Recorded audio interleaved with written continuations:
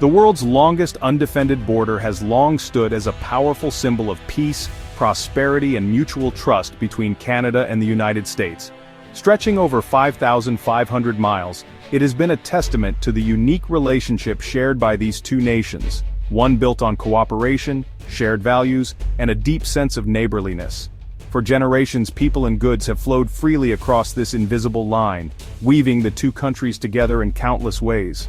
This open border has been especially vital for Alaska, which relies heavily on Canadian infrastructure for everything from food and fuel to medical supplies and daily essentials. The connection is more than economic. It's personal, with families, friends, and businesses spanning both sides.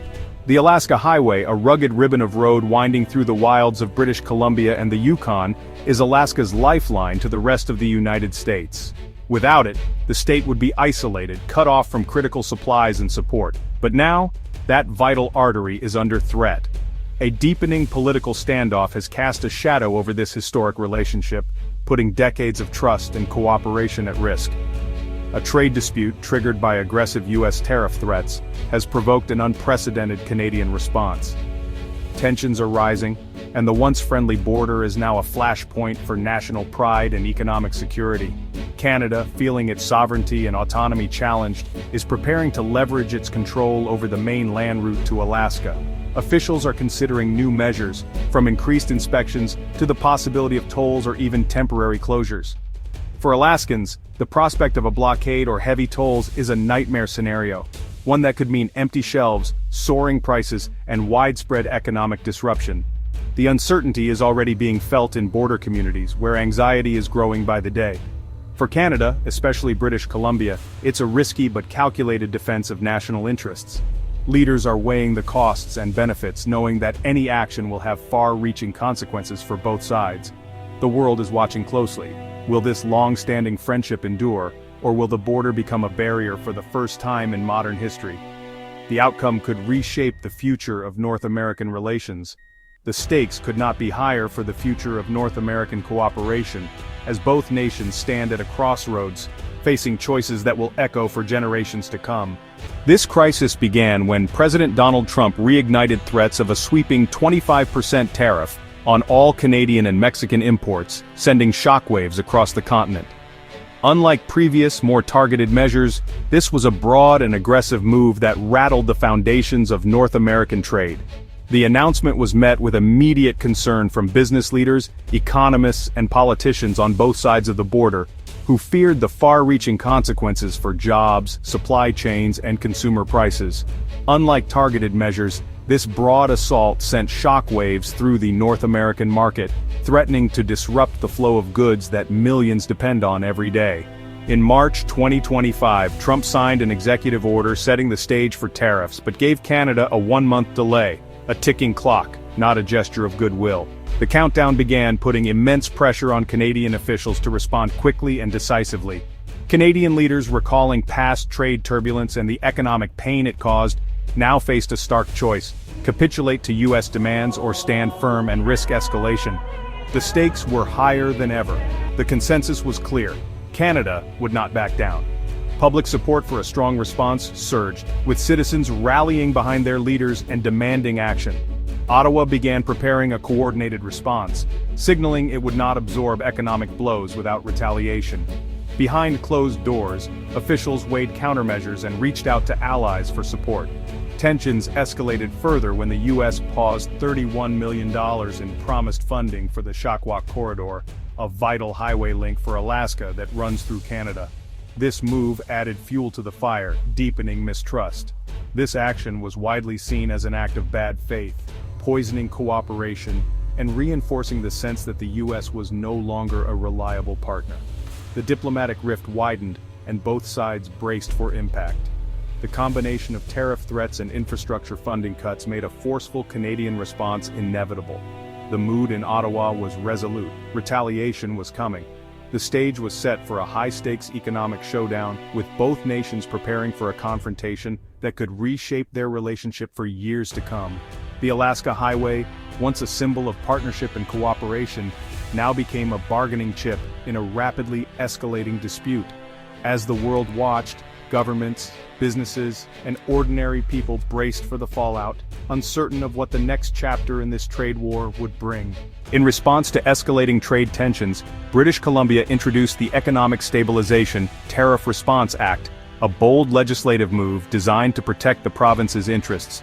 This act empowers the province to impose significant tolls on commercial vehicles traveling through BC en route to Alaska, a measure that could have far-reaching consequences for cross-border trade. The legislation specifically targets the thousands of American trucks that rely on British Columbia as a land bridge, threatening to choke off a vital U.S. supply line and disrupt the flow of goods to Alaska. These tolls aren't automatic, they're a strategic bargaining chip, to be enacted only if U.S. tariffs on Canadian goods actually proceed, giving BC leverage in ongoing negotiations. The law also extends to BC's ferry system, another crucial artery for U.S. commercial traffic, ensuring that all major routes to Alaska could be affected. Framed as a temporary emergency measure, the act signals BC's readiness to defend its economy and respond forcefully to external threats. Deputy Premier Nikki Sharma declared, "We did not ask for this trade war, but we will fight for BC's economy." Her words underscore the seriousness of the situation and the province's determination.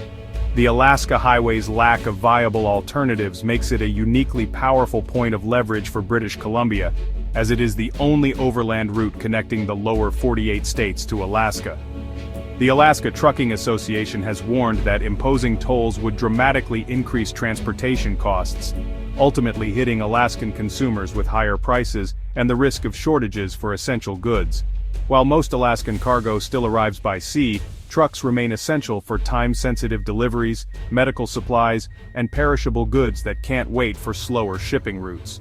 Disrupting this route could mean empty shelves in Anchorage and Fairbanks, affecting daily life and local businesses in Alaska's largest cities.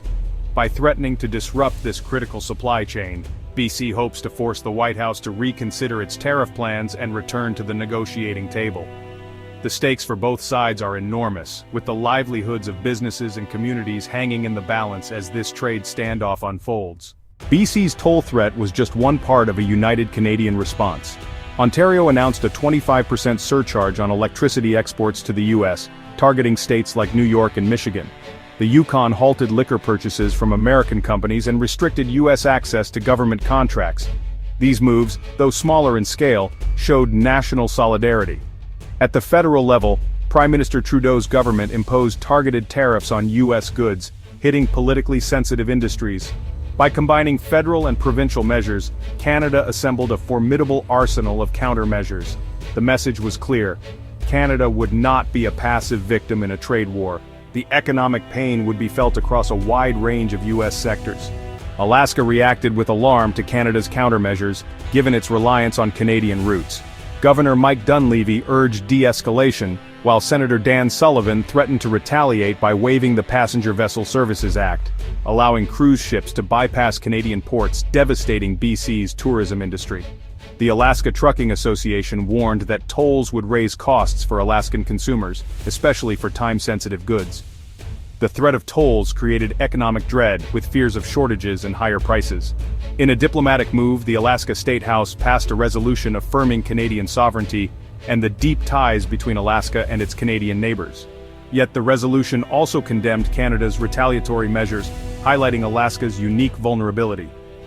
Alaskans valued their relationship with Canada but felt unfairly caught in the crossfire. The plea was for reason and a return to cooperation. Alaska's fate hung in the balance. Leaders on both sides hardened their positions. President Trump framed tariffs as necessary to protect American jobs, dismissing Canadian concerns. Prime Minister Trudeau called for de-escalation but vowed Canada would not be intimidated. Canadians are polite, but we will not be pushed around. Provincial leaders were even more direct. BC's Nikki Sharma defended the tolls as vital for economic self-preservation. Yukon Premier Ranj Pillai declared, "Canada will never be the 51st state," underscoring the defense of sovereignty. The rhetoric reflected a nation united against perceived bullying.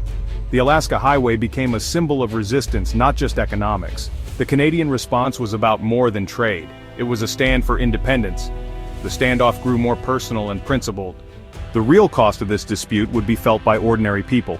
For Alaskans, tolls or a blockade could mean skyrocketing prices and empty shelves. Construction projects would stall, small businesses would struggle, and jobs could be lost. In BC, American retaliation, like a cruise ship boycott, could devastate tourism, costing thousands of seasonal jobs. The breakdown of cross-border cooperation would disrupt families, research, and law enforcement. Communities like Stewart, BC, and Hyder, Alaska, which function as one, would be torn apart. The human cost goes beyond dollars. It's about the erosion of relationships and trust. The social fabric that bound these nations together would fray. The stakes are deeply personal for those living along the border. Despite the threat, implementing tolls on the Alaska Highway is a logistical and legal nightmare. The remote, rugged terrain lacks the infrastructure for toll collection. Building booths or electronic systems would be costly and time-consuming. Legal hurdles loom large. International agreements may prohibit unilateral tolls, and any move would face swift U.S. legal challenges. The legislation may be more bluff than planned, a political weapon to pressure Washington. Its real value lies in creating uncertainty and leverage, not in actual toll collection. Canadian officials hope the threat alone will deter U.S. tariffs. The goal is to force negotiation, not collect tolls. By mid-2025, the US and Canada stand at a crossroads. Escalation means a trade war, broken supply chains, rising prices, lost jobs, and unraveling decades of cooperation. The alliance that anchored North America could be replaced by hostility and mutual harm. For Alaska, isolation would be existential. For BC, US retaliation could devastate tourism and ports. The alternative is de-escalation, abandoning tariffs and countermeasures, returning to negotiation. Leaders like Alaska's governor and the State House have pleaded for reason and friendship. The choice rests with political leaders in Washington and Ottawa. The hope is that shared prosperity and deep connections will prevail. The Alaska Highway crisis exposes the fragility and importance of this relationship. The coming weeks will decide if this is a story of conflict averted or a friendship lost.